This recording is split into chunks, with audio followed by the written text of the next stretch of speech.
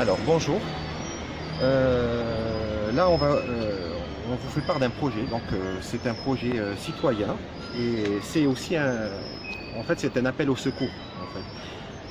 Un appel au secours pour faire réagir bien sûr la commune et le service espace vert de la commune qui sont nos partenaires.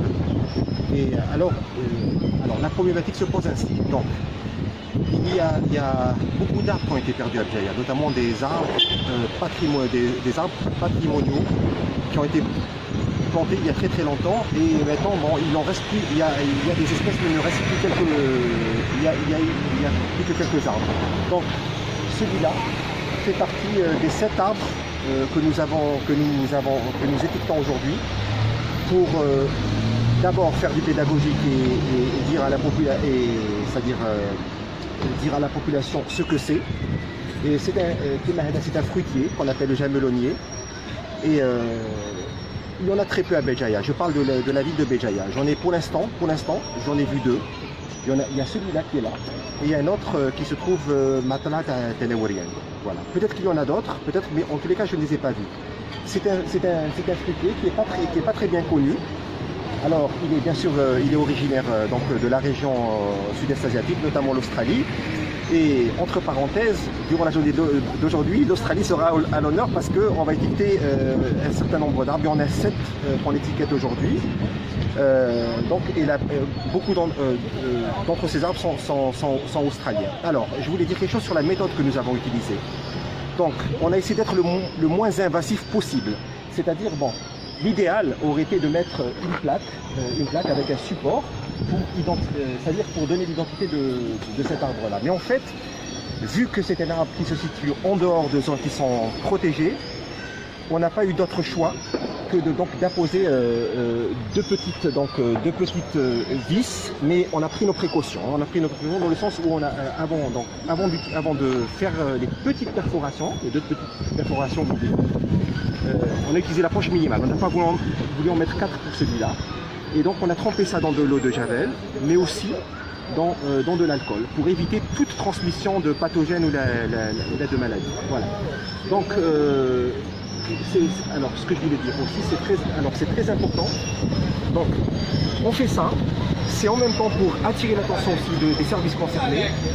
Faites attention donc de ne pas aller vers des tailles qui sont sévères, parce qu'en général, la règle générale pour la taille, c'est de laisser de couper un tiers. Mais il y a d'autres arbres, on va le voir tout à l'heure, qui ne nécessitent pas de taille, sauf exceptionnellement ou quand il y a des situations qui sont un peu particulières. Donc, il faut arrêter de tailler de manière radicale, comme ce qu'on est en train de voir ces derniers temps à Bjaïa. Donc cet arbre-là, il est très peu connu, on l'appelle le jamelonnier, et sa particularité, donc il est cultivé pour l'ombrage, mais vous voyez que à l'époque des floraisons, il donne des fruits comestibles. On peut faire des gelées avec, mais bon, elles sont un peu âpres au goût, et ce qui fait que bon, il est préférable de les geler, on les passe à la cuisson, et donc ça diminue ce goût-là. Mais bon, quand on voit les fruits par terre, on dirait que c'est salissant. Mais le travail, en fait, il faut avoir des jardiniers, il faut avoir des gens à la commune qui viennent nettoyer ça, parce que c'est un arbre qui donne un très bon ombrage, et pour votre information, le bois du jamelonnier est un bois imputrescible. C'est-à-dire qu'on l'a utilisé pour faire les traverses de chemin de fer.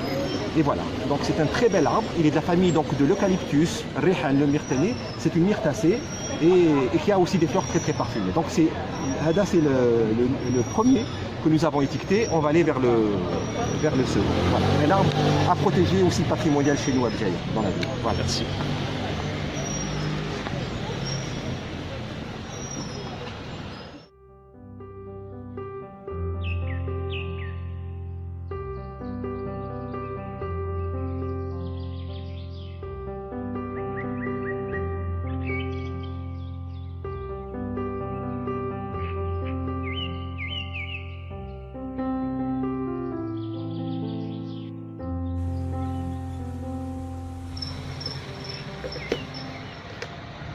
Alors, c'est la deuxième espèce d'arbre qu'on vient d'étiqueter.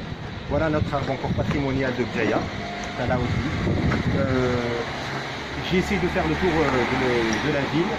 c'est les seuls que j'ai trouvés ici. Ils sont dans le lieu dit Beaumarchais, en plein dans un virage. Il y en a 6, hein. 1, 2, 3, 4, 5 et 6. On m'a dit qu'il y avait un septième qui a été coupé. Bon, c'est une information que j'ai eue par quelqu'un du quartier. Alors, cet arbre magnifique, on l'appelle la flamme australienne. Il est originaire donc de la partie orientale de l'Australie. Alors, sa particularité, donc comme vous voyez, donc on appelle son nom scientifique est Brachychiton acerifolium, parce que les feuilles ressemblent à celles de l'acer qui est l'érable, ça ressemble à l'érable. Et alors, sa particularité, très bel arbre d'ornement, puisque c'est un arbre qui est caduc à semi-caduc, mais souvent quand il y a une sécheresse qui est marquée, même dans son pays d'origine, dans sa région d'origine, quand il y a une sécheresse qui est marquée, l'arbre fait tomber complètement ses feuilles et ensuite il y a une floraison, alors une floraison rouge très qui frappe à l'œil, c'est magnifique. Et ensuite vous avez la poussée, après vous avez la poussée des feuilles. Quelquefois on peut avoir les fleurs de façon concomitante avec les feuilles. Alors celui-là, c'est un très bel arbre d'ornement, il fait de l'ombrage. Alors celui-là, c'est l'équivalent, il y a un autre arbre qu'on lui oppose souvent, où il fleurit en rouge, mais il y a un autre arbre qu'on appelle le jacaranda qui est aussi planté à Fidjaya, mais lui c'est une autre famille, c'est une bignoniacée, alors que Hada, il est de la famille des mauves, donc c'est une malvacée. Alors, il y a eu même un essai, on a essayé de mettre les deux ensemble, parce que celui-là, quand il perd les feuilles, il donne des fleurs rouges, et l'autre, il donne des fleurs bleues, des fleurs qui sont bleutées, et ça se marie très très bien. Alors, le seul petit inconvénient avec cet arbre-là, c'est que au niveau, donc il fructifie, il donne des fruits, mais simplement, c'est des fruits qui possèdent des soies, comme des poils, et qui sont irritants. Donc il ne faut pas toucher aux fruits. Mais c'est pas pour cela qu'il faut pas le planter, parce que c'est un très très bel arbre d'ornement. Et voilà, donc alors concernant l'entretien, c'est pas un arbre. Alors voici le cas d'un arbre qui ne nécessite pas d'entretien. Donc venir lui faire une taille sévère, c'est alors celui-là par exemple, à la limite, l'entretien. Alors s'il y a quelque chose à faire, c'est peut-être couper. Par exemple, si on a envie d'enlever les fruits pour éviter que les personnes ne les touchent. Mais sinon, s'il y a vraiment un cas urgent qui est par exemple à côté d'une façade ou de haja, il faut aller vers le minimum. Couper peut-être la branche qui est concernée. Mais voilà un arbre qu'il ne faut pas couper. Et si on devait faire une taille vraiment, elle est nécessaire, il faut la faire en fin d'hiver dans le cas de la flamme australienne.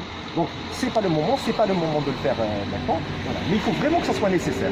Si les tailles, je vous dis très franchement, les arbres sont majestueux par leur beauté et par leur branchage. Donc quand on fait des coupes comme ça, il y a un mot, hein, on les castre en fait. Pour moi, on les castre, on leur enlève toute beauté. Donc voilà. C'est un arbre patrimonial. J'attire encore l'attention de la commune. Il faut les toucher le moins possible. Il y a une taille qui a été faite là, mais on voit que la taille n'est pas professionnelle du tout. Chauffe-eau, dans quel état ils sont les arbres, il y a des branches mortes. Donc, s'il vous plaît, Ranchoufou qui a des tailles actuellement, ne touchez pas ces arbres ou après, si on veut le faire en fin d'hiver, vraiment, pour les endroits qui sont très près des façades, oui. Mais sinon, il ne faut pas y toucher. D'accord. Sauf si c'est pour réparer par exemple des imperfections comme ça qui ont été faites. Voilà. Rendez-vous pour le troisième arbre.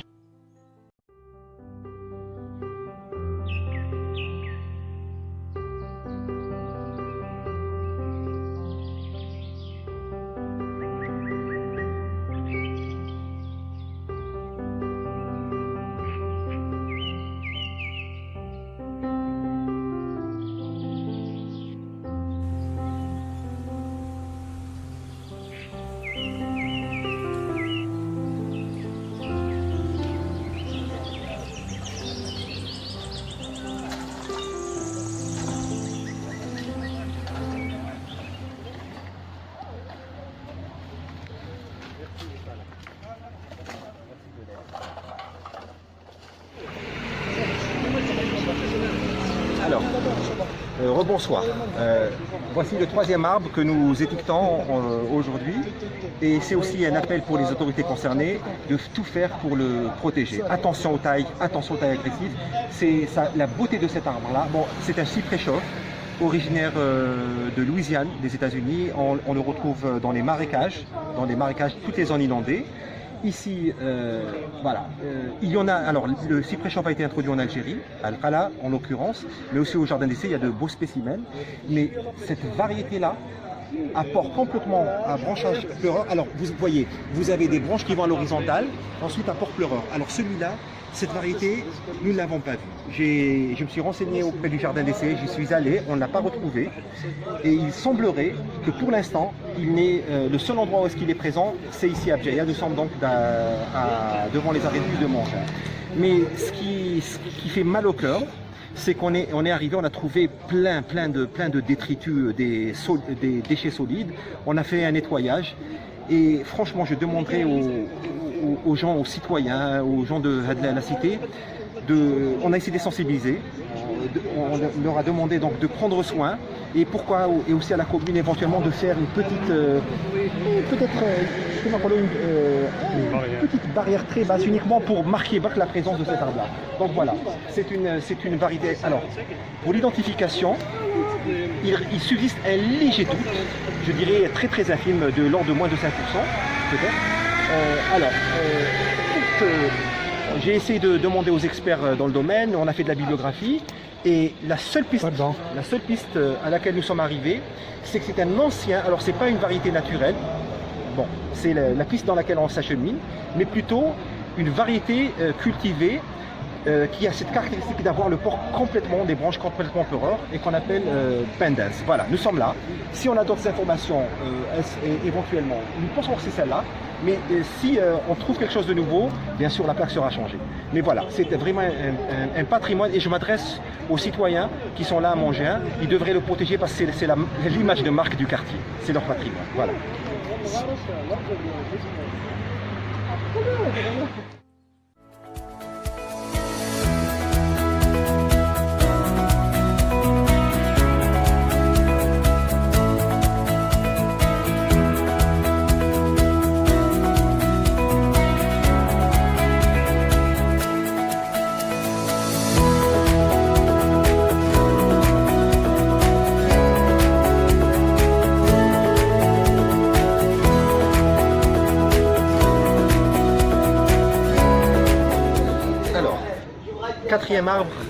Quatrième arbre à être étiqueté, un arbre encore patrimonial pour Bjaya, très important. Il n'y en a que 7, j'en ai pas vu d'autres dans la ville de Bjaya, même un peu à l'extérieur, je n'en ai pas vu.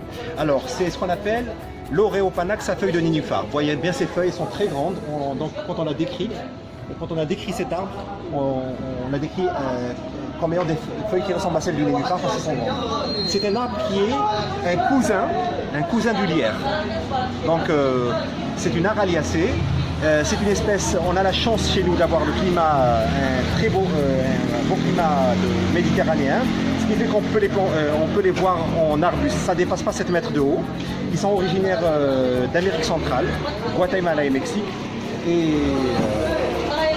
dans les pays plus tempérés, on est obligé de les faire entrer à l'intérieur. Mais là, on a cette chance-là de les voir en extérieur. La floraison est très belle, elle est normalement parfumée aussi. Et voilà, regardez cette floraison-là, elle est extraordinaire. C'est le début de floraison. Et voilà, c'est des arbres encore patrimoniaux. Attention, ne taillez pas de taille sévère. Laissez-les regarder la beauté, ne les castrez pas. Voilà, c'est le terme, ne les castrez pas. Donc aux autorités, donc c'est un appel, au secours, et on leur dit, voilà, il y en a 7 arbres, c'est les seuls de Bjaya. Il faut faire tout pour les sauver et ne pas les tailler sévèrement. Voilà.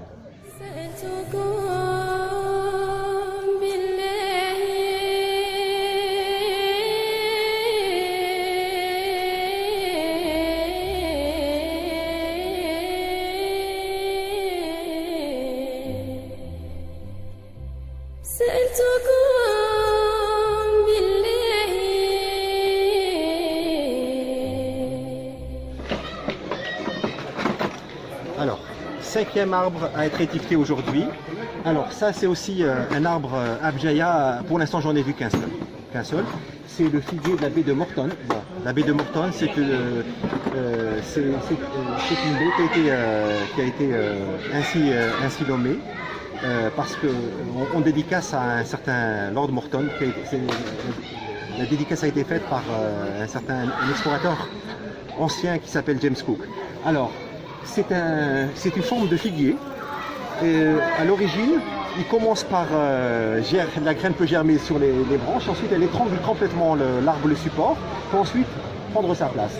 Alors, au jardin d'essai à Alger, il y en a quelques-uns, Kainin, je suis à planter ça et là à Alger, mais à Bjaya, c'est le seul. Alors, ceux d'Alger, ils sont immenses. Alors celui-là, je pourrais dire que c'est le petit nain des figuiers de la baie de Morton.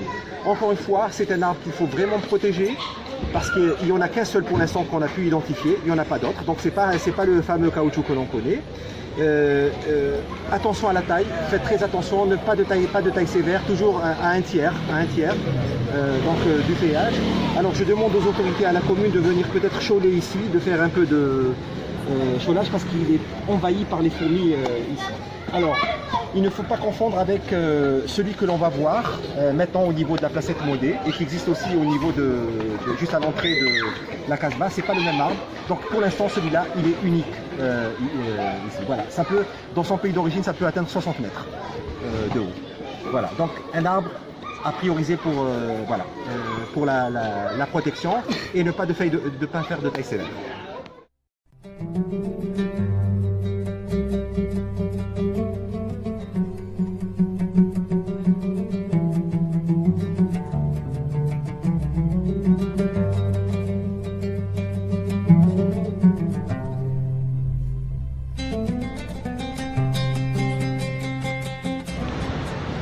Alors, sixième espèce à être étiquetée ici dans la ville de Bjaya. Encore une rareté. On le confond beaucoup avec le précédent. Donc celui qu'on a vu du côté de Sidi Soufi, c'est le figuier de la baie de Morton. Alors celui-là, on le confond même, quelquefois les botanistes le confondent. C'est ce qu'on appelle le figuier de Port Jackson ou le ficus rouillé. Alors la particularité, la différence, c'est, il faut la voir ici. Alors, je vais quand même te prendre. Donc, dans le cas du figuier de la baie de Morton qu'on a vu à Sidi Soufi, il n'a pas une couleur rouille. Celui-là, regardez, il a une couleur très rouille et c'est très dufteux dans la partie, la face inférieure de la feuille. Alors, comme l'autre, c'est un arbre, bon, il a une croissance très lente, lente, et il est comme l'autre. Il va étrangler son support. La graine, par exemple, va germer sur les branches et il va prendre son essor et il va étrangler le support pour ensuite se développer comme étant un arbre. Il a cette particularité d'avoir des racines aériennes qui s'enfoncent au sol et se développent en tant que support pour aider l'arbre à se fixer. Alors, une dernière chose, encore une fois, il faut s'en occuper, il faut venir aussi, j'appelle les autorités à venir faire des traitements ici parce qu'on a les ficus, d'autres ficus à côté qui sont pleins de fumagine. Donc regardez, ils sont très malvenants, c'est les derniers, il faut les protéger. Donc on va voir un individu, tu as le figuier de Port Jackson, juste à l'entrée donc de la Casbah. C'est un très gros individu, c'est le seul de l'espèce qui est aussi gros. Et celui-là, on va en discuter sur place.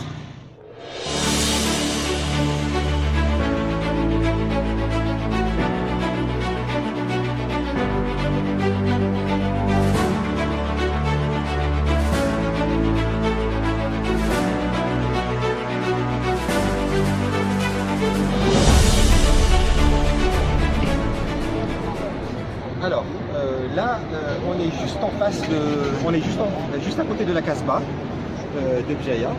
Donc on vient de voir tout juste maintenant les deux individus au niveau de la placette Tabrija, devant l'école Modé.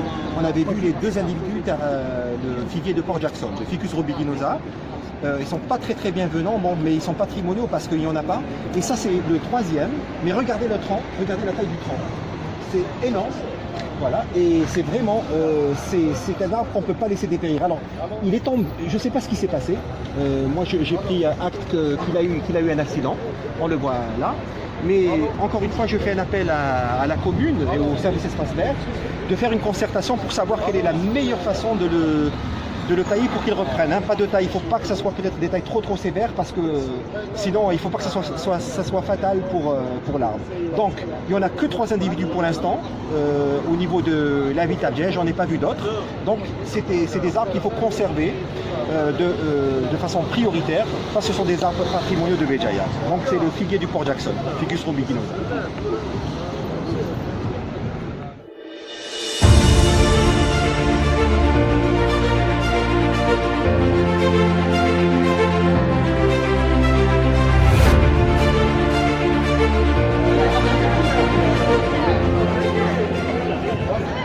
Allez, dernier arbre à être étiqueté aujourd'hui. Alors c'est le dernier arbre. Bon, cet arbre en particulier, nous l'avons étiqueté pas pour sa rareté, pas pour sa rareté, mais beaucoup plus pour son aspect patrimonial. Ce sont les symboles de la place Guédan et donc de la place du 1er novembre. Alors, beaucoup de gens passent par là, mais en fait, on ne connaît pas réellement son nom. On l'appelle l'arbre de l'intendance ou l'arbre de l'intendant Poivre, parce qu'on dédicace à un certain Pierre Poivre qui a été en 1767 nommé intendant des îles Mascarenes, c'est-à-dire qui réunissait l'île de la Réunion, l'île Maurice et les Seychelles. Et bien sûr, ce Pierre Poivre a aussi fait un jardin botanique qu'on appelle le jardin de Pamplemousse, c'était chez lui. Et il a introduit aussi des espèces utilitaires comme le giroflier, etc. Donc voilà, très important, c'est un art patrimonial à la place Guédan.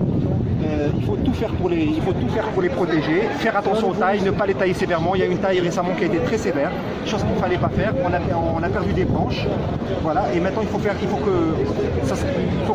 la commune soit. Je pense que la commune est bien consciente de cela, mais on n'a plus le droit à l'erreur maintenant. Il reste encore les quelques arbres et sans ces ficus microcarpa, on appelle ça les lauriers d'Inde ou les arbres de l'intendance. Et ben il n'y aurait pas de place Guédan. Voilà. Là, ou bien il y aurait une place Guédan ou une place du 1er novembre sans ombre et où les gens ne peuvent pas s'y reposer. Voilà. Mais bonne soirée. Il nous reste une dernière chose pour la prochaine mission. Bien sûr, on va encore voir avec la commune. On a déjà identifié 9 autres arbres à étiqueter qui font partie des arbres les plus rares aussi de Béjaïa.